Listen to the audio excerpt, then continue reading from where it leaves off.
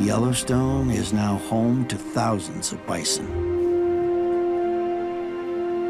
They wage an ancient battle with the storm. But each winter, there comes a time when the snow gets too deep for these animals to find forage. The bison begin to stir, to rearrange themselves. A matriarch, the leader of the herd, gives a signal. It's time to move.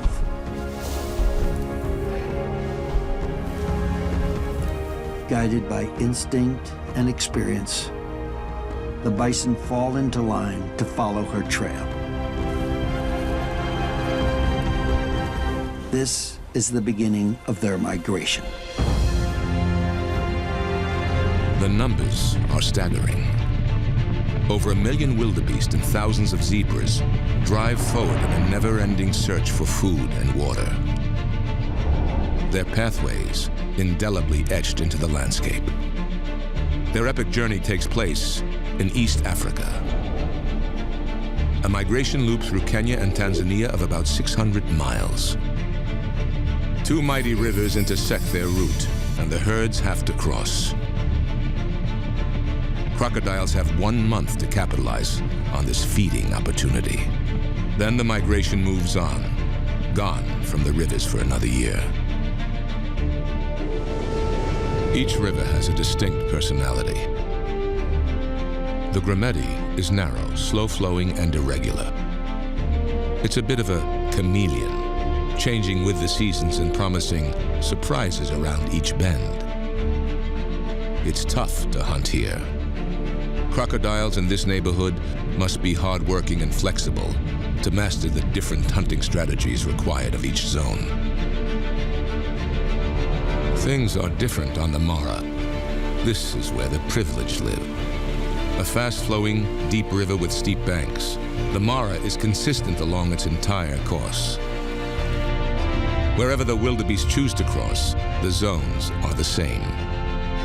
Mara crocs must be deep water specialists. But nothing happens in the trenches without the herds. They're about to arrive, and every crocodile knows it. Just beyond the meadow, 10 million straw-colored fruit bats now live in the swamp, all squeezed into half a square mile. This is one of the largest known gatherings of fruit bats in the world. And in terms of numbers, it's the largest mammal migration on Earth. This one special patch of moist evergreen forest provides the bats with a comfortable home during the heat of the day. They jostle for roost space, using a hooked claw on their wingtip to grip and climb. Gingery bodies and pointed faces give the bats the nickname flying foxes. Each bat is about 8 inches long, but has a wingspan of 2.5 feet.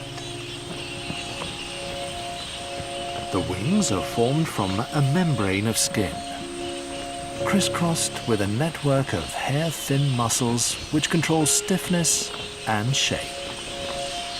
Unlike insectivorous bats, fruit bats don't use echolocation, but rely on vision instead.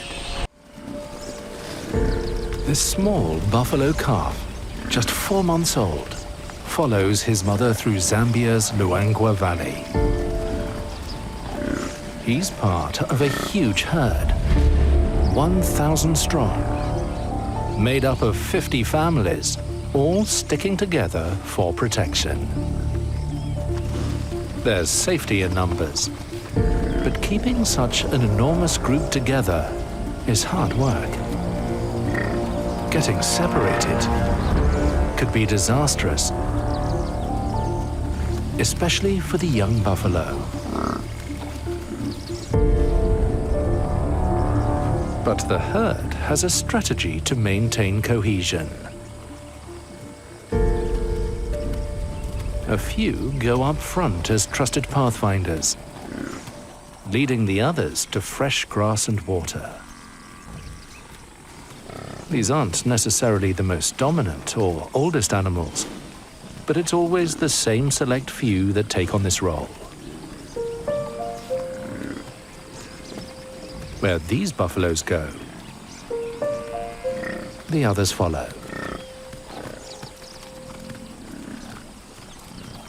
But the level of organization goes further than that. The calf is kept safe in the center, along with his mother and the other breeding females.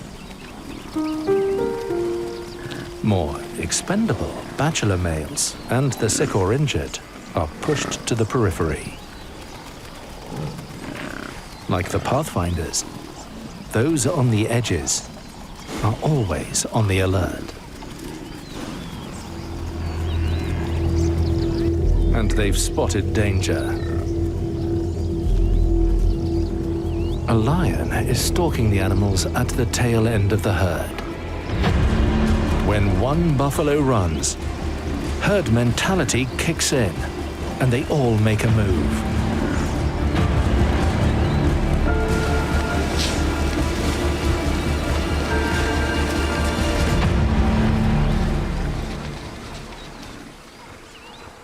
This time, an adult male who was bringing up the rear has been taken down.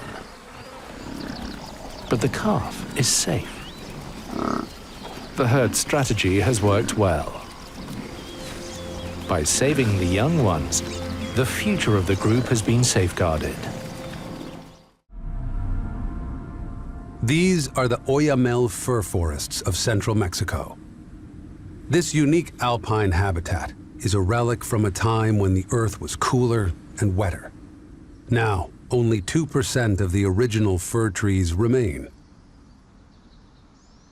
Their boughs are heavy, but not with leaves. With millions of monarch butterflies. These individuals belong to a super generation, survivors of an incredible 3,000-mile journey that began in Canada and the northern United States. They arrived 5 months ago and have remained motionless through the winter in a state of dormancy. Like a hibernating bear, they require the warmth of spring to awaken.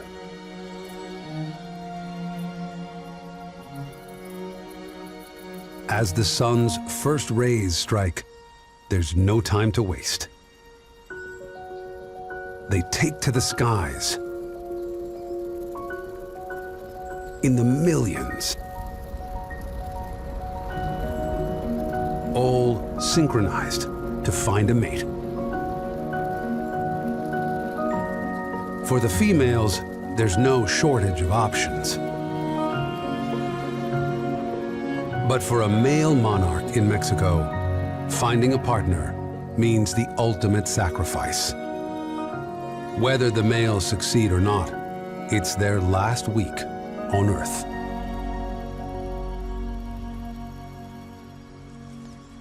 This is a male, easily identified by the 2 black spots on his wings. He needs to mate, and soon.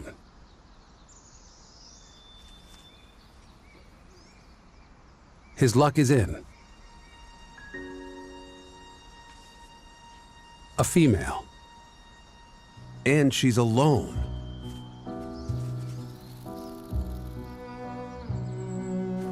He whisks her away from the surrounding chaos, then injects her with sperm. He also donates a cocktail of nutrients to assist her in pregnancy and her long journey ahead. He loses up to 1/3 of his body weight in the process. An overzealous male can overdo it and cause a female to explode. Not this time. Now carrying hundreds of fertilized eggs, This female and millions of others like her must embark on the second leg of their epic migration. They'll fly 900 miles back north, through Mexico and into the United States.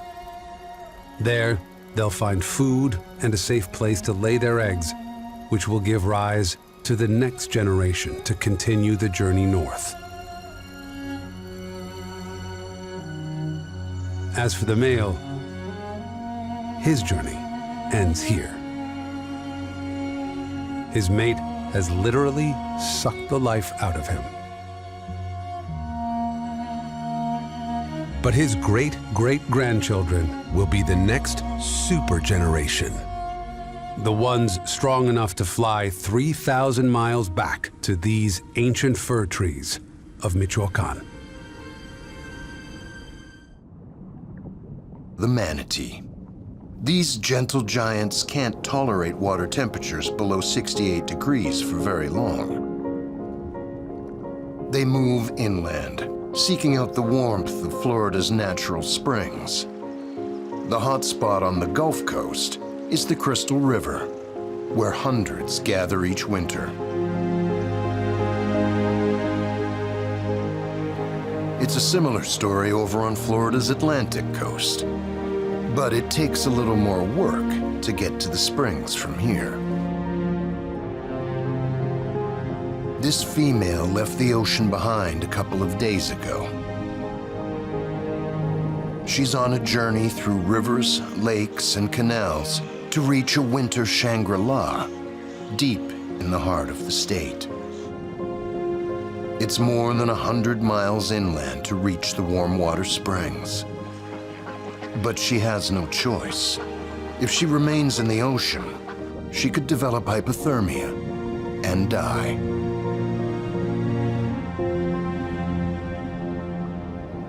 At around 1,200 pounds, she's no lightweight. Yet, surprisingly, manatees have relatively little body fat to protect them from the cold.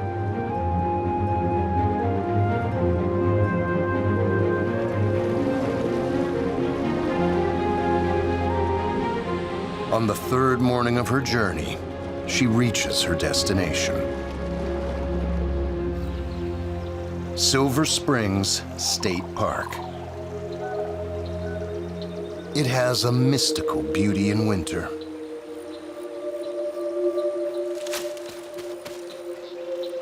Steam rises as moisture from the warm river evaporates into the cool morning air.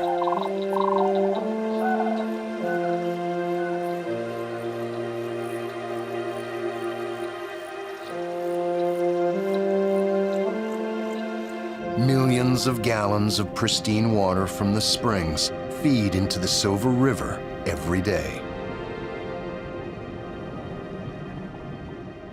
Best of all, the water is a constant 72 degrees. Perfect to fend off the chill for this weary winter nomad.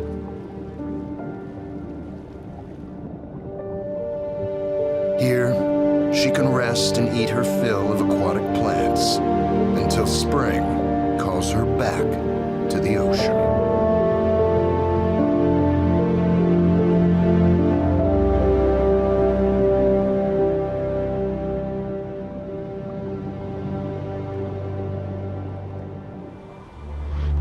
A winter blizzard in Yellowstone is a singular collision of mighty forces. Snowfall accumulates in staggering depths.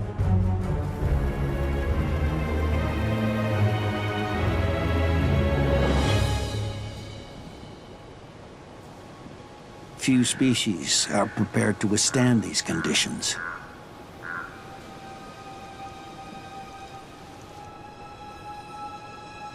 But 2 million winters have shaped a creature who attempts to survive here long after others have fled. The bison. A muscular hump supports a massive head. A snowplow that clears away drifts and uncovers buried grasses.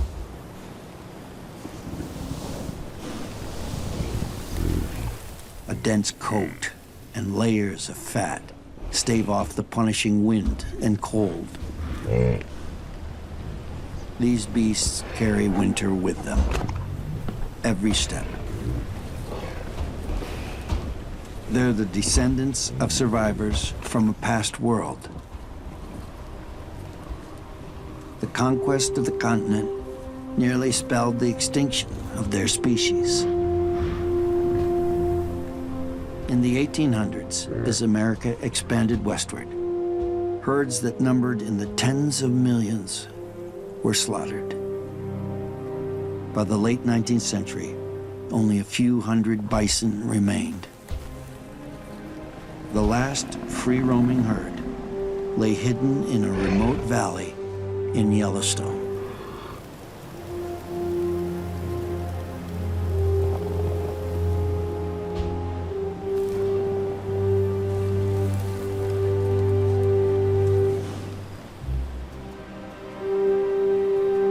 These 24 bison became the source for a recovery of the species. Yellowstone is now home to thousands of bison. They wage an ancient battle with the storm. But each winter, there comes a time when the snow gets too deep for these animals to find forage. The bison begin to stir, to rearrange themselves. A matriarch, the leader of the herd, gives a signal. It's time to move.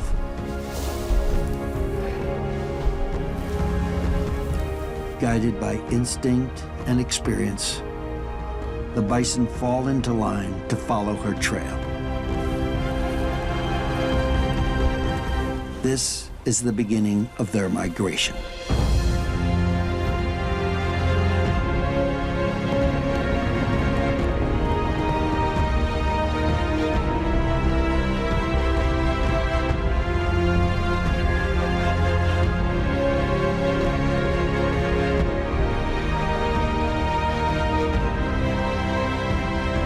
As darkness falls, the herd leaves the valley, marching towards the heart of Yellowstone's warmth and the possibility of relief.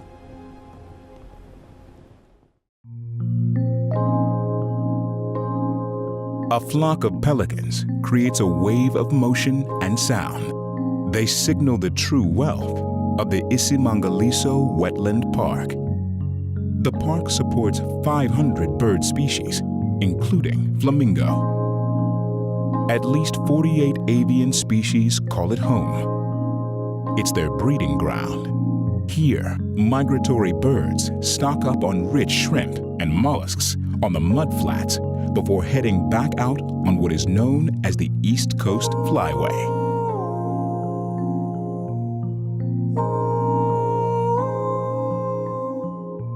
The United Nations declared the park a World Heritage Site in 1999. The biodiversity here is hard to match.